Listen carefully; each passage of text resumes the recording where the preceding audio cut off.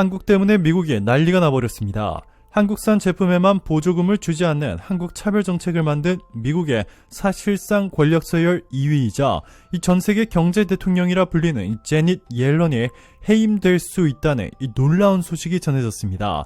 이번 사태로 한국 대기업들이 단체로 미국에서 투자를 철회하고 이 캐나다 등 미국 주변국으로 옮겨갈 수 있다는 소식이 전해지면서 미국이 초비상이 걸렸기 때문인데요.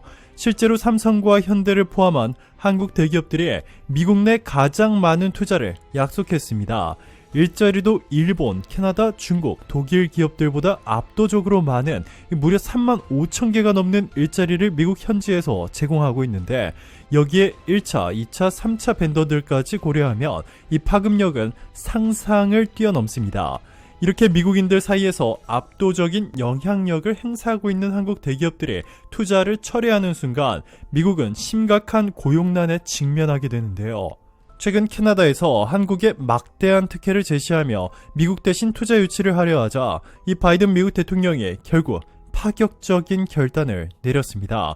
이 바로 제닛 옐런 미국 재무부 장관이 오는 11월 중간선거 이후 교체될 수 있다고 미국 현지 매체 악시오스가 보도했습니다. 악시오스는 정통한 복수의 소식통을 인용해 백악관 관리들이 옐런 장관의 이임 가능성에 조용히 대비하고 있다고 전했습니다. 그러면서 옐런 장관의 교체는 조 바이든 대통령 경제팀의 광범위한 재편으로 이어질 수 있다고 덧붙였습니다. 악시오스에 따르면 옐런과 바이든이 그동안 몇몇 정책에서 큰 이견을 보여왔고 그 중에서 한국에 대한 차별 정책도 포함된 것으로 알려졌습니다. 미국에 가장 많이 투자를 해준 한국, 그런데도 한국산 제품에는 보조금을 주지 말아야 한다는 정책을 만든 것은 이 제닛 옐런이라는 것인데, 사실 당시에도 조금 이상한 점이 있긴 했습니다. 바이든 미국 대통령은 현대차가 미국에 13조 원을 투자하겠다고 밝히자 정의선 현대차 회장의 손을 꼭 붙잡으며 절대로 실망시키지 않겠다 라고 발언했는데요. 이랬던 그가 갑자기 미국에 돌아가자마자 한국산 현대 전기차에 보조금을 지급하지 않는 법안에 서명한 것은 너무나도 이해할 수 없는 행동이었습니다. 자, 그런데 악시오스가 보도한 내용을 종합해보면 이 법안을 총괄하여 만든 것은 바로 미국의 재무부 장관인 제닛 옐런이었고, 바이든과 큰 이견 차이를 보였습니다. 바이든은 당연히 미국에 가장 큰 투자를 해준 한국에 보답함으로써 이 자신은 미국 내 막대한 일자리를 창출했다는 타이틀을 얻게 되어 11월 중간선거에서 압승을 거둘 수 있게 되고, 한국은 대규모 투자에 대한 정당한 특혜를 얻어 이 큰 수익을 얻을 기회를 얻게 됩니다. 그런데 이 제닛 옐런의 관심사는 바이든의 지지율이나 한국의 이익이 아니었습니다. 그리고는 한국 입장에서는 너무나도 황당한 인플레이션 감축 법안을 만든 것인데요. 복수의 미국 정치 전문가들에 의하면 옐런은 전 세계 경제 대통령이라 불리는 미국 연방준비제도 의장을 지냈던 인물로, 바이든이 경제와 관련된 문제들은 지금까지 옐런에 100% 전적으로 의존해왔다고 전했습니다. 한국 차별 정책과 관련해서도 바이든은 옐런과 큰 이견 차이를 보였지만 경제 전문가인 옐런을 믿었던 것입니다. 자, 그런데 옐런 장관의 한국 차별 정책은 결국 독이 되어 미국에 돌아왔습니다. 캐나다 정부가 현대차에 막대한 규모의 보조금과 특혜를 약속하면서 앞으로 현대차의 투자가 미국이 아닌 캐나다에 집중될 것이라는 보도들이 쏟아져 나오기 시작했습니다.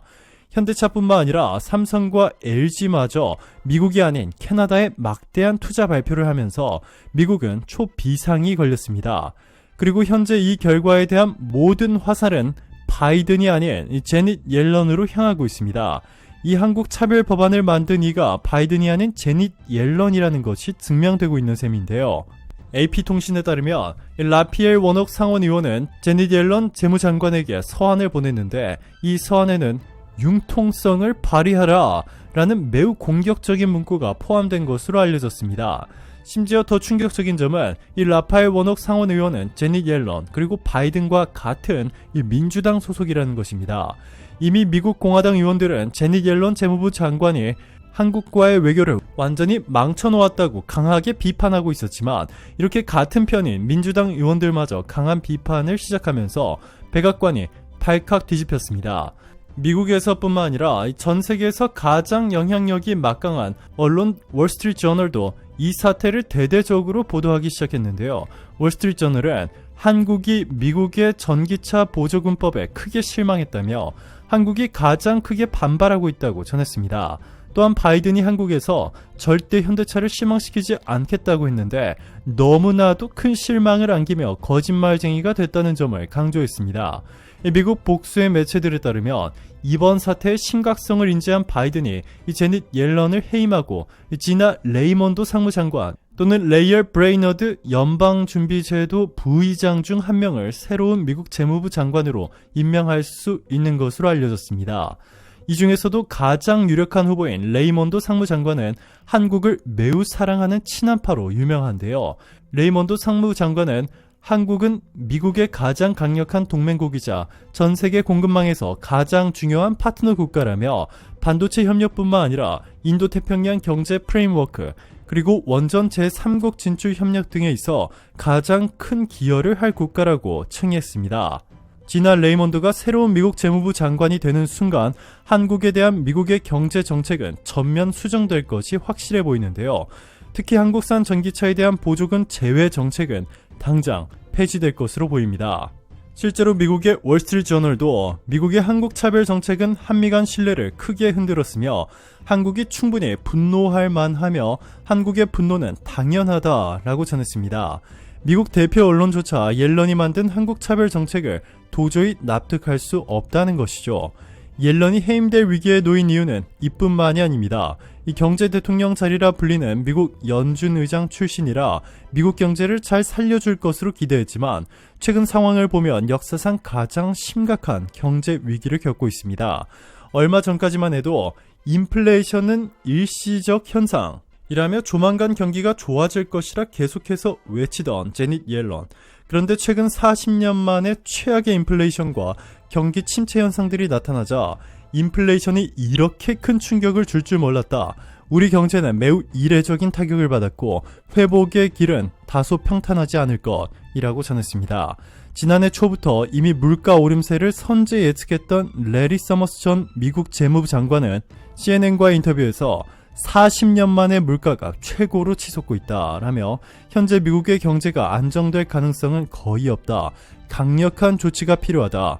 우리가 전에 처했던 상황과 같은 경기 침체 가능성이 아주 높다. 더 큰 고통이 올 것이다 전했습니다. 자, 그런데 이제 와서 다시 미국이 한국의 동등한 조건에 대우를 해주겠다고 해도 이미 늦어버렸습니다. 캐나다 등 주변국들이 미국이 한국에 제시한 특혜를 뛰어넘는 막대한 보조금을 제시한 상황 속에서 미국은 이보다 더 큰 금액을 제시해야 합니다. 게다가 이번과 비슷한 상황이 언제든 또 만들어질 수 있다는 인식이 한국 기업들뿐만 아니라 전 세계 글로벌 기업들에 각인되면서 미국에 대한 투자를 재고할 가능성이 매우 높아졌습니다. 이번 한국 차별 정책을 만든 제닛 옐런이 11월 중간선거 이후 물러난다고 하더라도 이 본질적인 문제는 바이든이 이렇게 주변 인물들에 의해 쉽게 휘둘리고 있다는 것입니다. 실제로 최근 바이든에 대한 건강 이상설이 제기되고 있는데요. 조 바이든 미국 대통령이 28일 백악관 행사에서 최근 사망한 연방 하원 의원을 호명하는 해프닝이 벌어져 백악관 대변인이 해명하느라 진땀을 뺐습니다. 바이든 대통령은 이날 오전 기아 영양보건 관련 회의에서 해당 정책에 대한 초당적 지원을 거론하면서 마이크 브라운 상원의원, 코리 부커 상원의원, 제키 왈러스키 하원의원 등을 비롯해 여기 있는 모든 사람에게 고맙다고 하고 싶다라고 말했습니다. 이어 왈러스키 하원의원의 이름을 거듭 부르며 청중을 향해 제키 여기 있나요? 제키 어디 있나요? 라고 물었습니다. 바이든 대통령이 거론한 왈런스키 의원은 지난달 초에 교통사고로 사망한 공화당 소속 의원으로 바이든이 직접 애도 성명을 발표하며 조기 개양도 지시한 바 있습니다. 이 때문에 이날 오후 진행된 백악관 브리핑에서 바이든 대통령의 해당 발언에 대한 질문이 쏟아졌습니다. 한 기자는 대통령이 오늘 기아 관련 행사에서 지난달 사망한 의원을 찾으면서 돌아보는 것처럼 보이던데 대통령은 그녀가 거기 있을지도 모른다는 것처럼 행동했다. 면서 그 이유를 물었고 백악관은 이를 해명하기 위해 진땀을 뺐습니다. 이렇게 불안불안해 보이는 바이든이 앞으로 제2, 제3의 옐런에 휘둘려 또 한 번 가장 중요한 동맹국인 한국의 뒤통수를 치게 되면 미국 내에서 가장 많은 일자리를 만들고 있는 한국 대기업들이 단체 행동에 나서게 될 것이고 미국은 더 이상 회복 불가능한 상황에 놓일 수 있습니다. 오늘도 감사합니다. 최고로 멋진 하루 보내시길 바랄게요.